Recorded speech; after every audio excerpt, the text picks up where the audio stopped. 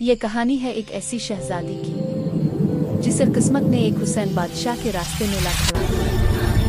वो नाजुक, मासूम और बेसहारा नजर आती थी, जैसे जिंदगी ने इसे बहुत जुल्म दिया हो।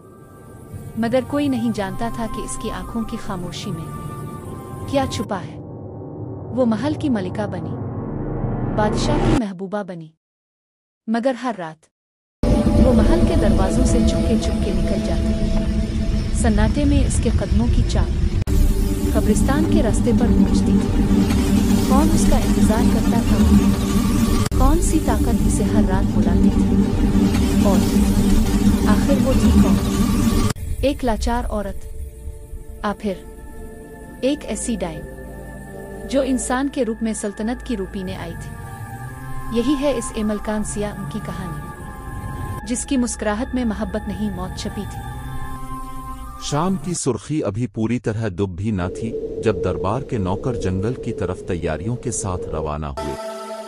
बादशाह जवान था, जोर आवर, मगर तन्हा। महल के हुसैन हाल उसकी शान थे, मगर उसके दिल में एक खालीपन था जो कि उम्रों से भरा नहीं जा रहा था। आज वो शिकार पर जा रहा था। शेर, हिरन, ये सब उसकी लग़ज़िशें थीं, मगर इस शाम का शिकार कुछ और ही था, आका मुक़द्दर जो इसका मुंतज़िर था। जंगल घने दरख्तों और ठंडी हवाओं से भरा था। परिंदों की आखिरी चहचहाहट भी कट गई थी। बादशाह के पहरेदार उसके पीछे पीछे चल रहे थे। जैसे ही सूरज का आखिरी तारा ढलने लगा, एक खामोश राहगुज़र के बीचों बीच उन्होंने एक झाड़ी के नीचे से एक लड़के को देखा। वो बेहोश थी, चेहरा धुला हुआ, लंबे बाल जंजीरों की तरह थे और उसकी सांसें कमजोर थीं।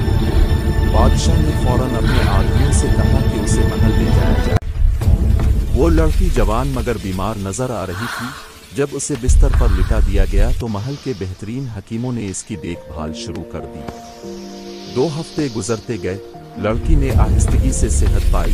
इसकी आंखों में जिंदगी लूट आई, मगर इसके लब पर हमेशा एक खला सा रह गया। वो कभी कहीं ताल्लुक नहीं बताती, बस बार बार कहती, मेरा कोई नहीं, मेरे बाल दिन मर गए थे।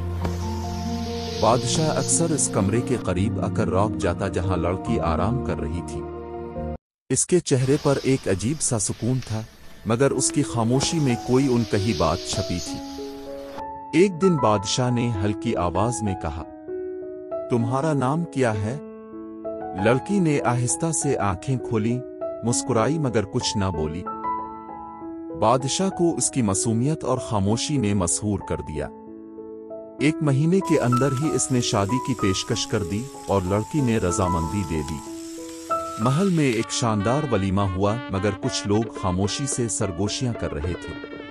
कोई कहता वो बहुत मुख्तलिफ है, कोई कहता रात के वक्त वो गैर मामूली तौर पर चालाक होती।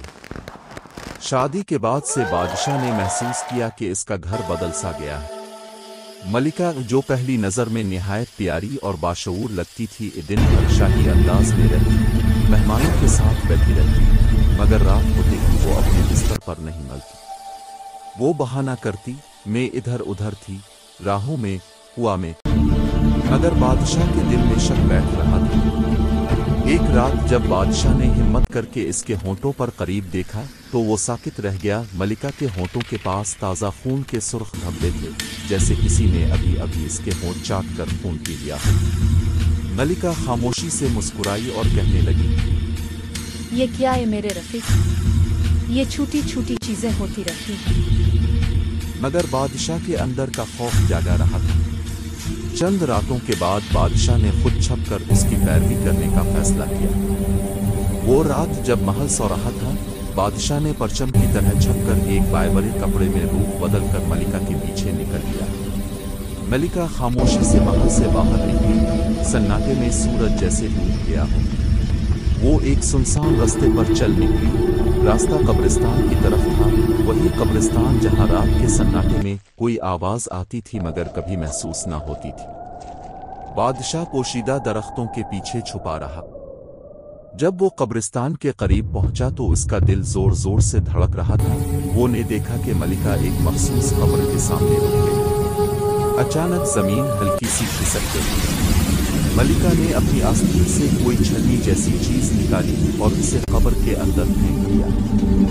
फिर आहिस्ता आहिस्ता कब्र खुल गई। बादशाह की आंखों के सामने जो मंजर आया वो इसकी हिम्मत हड़प कर गया। कब्र के अंदर एक साया सा उठा, मिट्टी के नीचे से कुछ हाथ बाहर आए और फिर वो लोग जो कब्र पर थे वो जिंदा मरों को खींचकर बाहर निकाल रहे थे। एक भौचाल सा हुआ, एक ताबूत खुला जिसमें पहले से ही एक मुर्दा पड़ा था और फिर इस मुर्दा के मुंह में किसी ने हाथ डालकर इसका गोशा खोला और कुछ निकाला, यूं जैसे जिंदा लोग गोश्त काटते। वो मंजर गैर मामूली और दिल दहला देने वाला था, मगर बादशाह बेहिस्सा खड़ा रह गया। मलिका ने कब्र से उठे हुए आज़ा को अपने चेहरे के करीब सा कर लिया। सांसों में खुशी थी।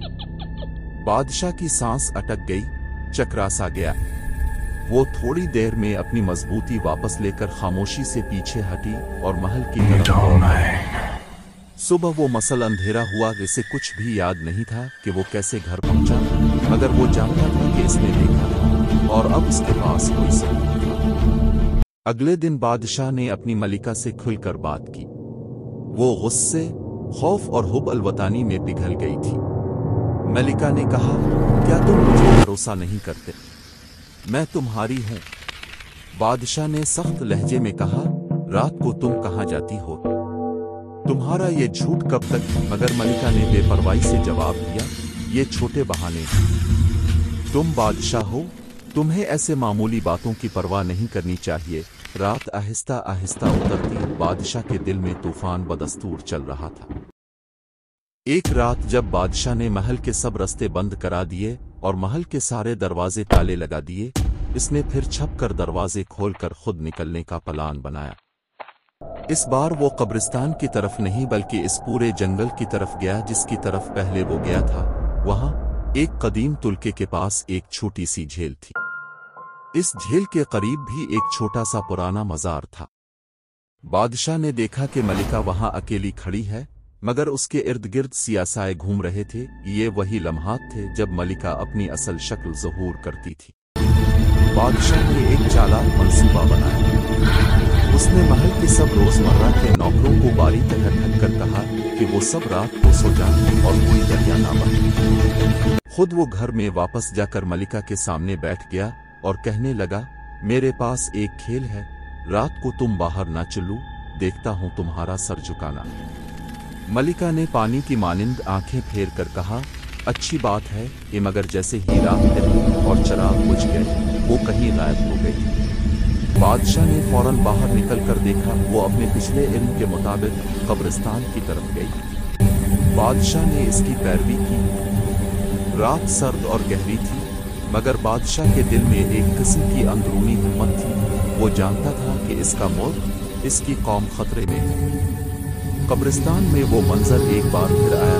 मलिका और उसके साथ कुछ सियाहस्त मर्दों की कब्रों को खोलकर उन्हें अपने पास बुला लिया। मगर इस बार बादशाह ने हिम्मत करके एक मिशन लेकर कब्र के अंदर से एक वो आती थी, वो वासी और मलिका ने चौंका, मगर जल्दी से वो अपनी असल शक्ल इख्तियार करके बादशाह की तरफ देखने लगी। इसका चेहरा सियाह, आंखें अंगारों सी रोशन थी, दांत लंबे और चमकदार और उसके होंठ खून से रंगे हुए थे। बादशाह ने डर के बजाय अपनी आवाज में हुक्म दिया, तुम कौन हो? ये क्या फेल है? मगर मलिका, जो अब पूरी तरह एक डायून बन चुकी थी, ने हंस कर कहा, मैं वही जो इस जंगल की रातों में छिपकर चलूं। मैं वो हूं जिसे तुमने पहचाना नहीं। बादशाह ने 3 घंटे तक इससे बात बहस की और आखिरकार एक पादाश हथकंडा इख्तियार किया। उसने मलिका के सामने तलवार रखी और कहा, अगर तुम सच में मेरी तो दुआ करो और वो अपने कदीम अल्फाज को छोड़ दो। डायून ने हंस कर कहा, तलवार से मेरा क्या होगा? तुम मेरी कुव्वत नहीं जानते।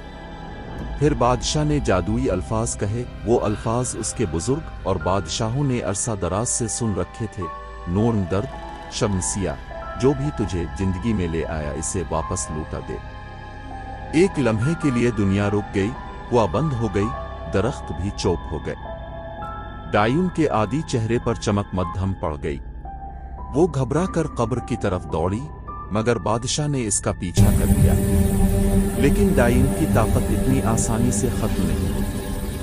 वो एक अपनी हरबे के तौर पर बादशाह के सामने खुद को कुर्बान करने का ड्रामा कर गई, जैसे कोई रोए जमीन खातून बनकर अपनी रूह को बचाने की कोशिश कर रही हो। मगर बादशाह ने इस चाल को पहचान लिया और एक लम्हे में उसके हाथों को बंद कर दिया। डाइन के होंठ बिलासर हो गए और वो चीख कर जमीन पर गिर पड़ा। बादशाह ने तलवार ओढ़ ली और दुआ की रोशनी में इसे बाहें घेरा। जब सुबह हुई तो मलिका इस डाइन एक लाश की मानिंद महल के अंदर बंद थी। बादशाह ने इसके ताबूत में इसे बंद करके जंगल के सबसे गहरे गड्ढे में फेंक दिया। महल की फिजा एकदम हल्की सी पुरसुकून सी हो गई। लोगों ने खुशी मनाई। बादशाह ने अपनी मलिका को काबू कर लिया। ममलुकत की इज्जत बच गई और उसे लगा सब कुछ खत्म हो गया। मगर एक रात जब वो अकेला अपने कमरे में बैठा था, तख्त के करीब हल्की रोशनी चमकी। उसने देखा मलिका का ताबूत खाली था।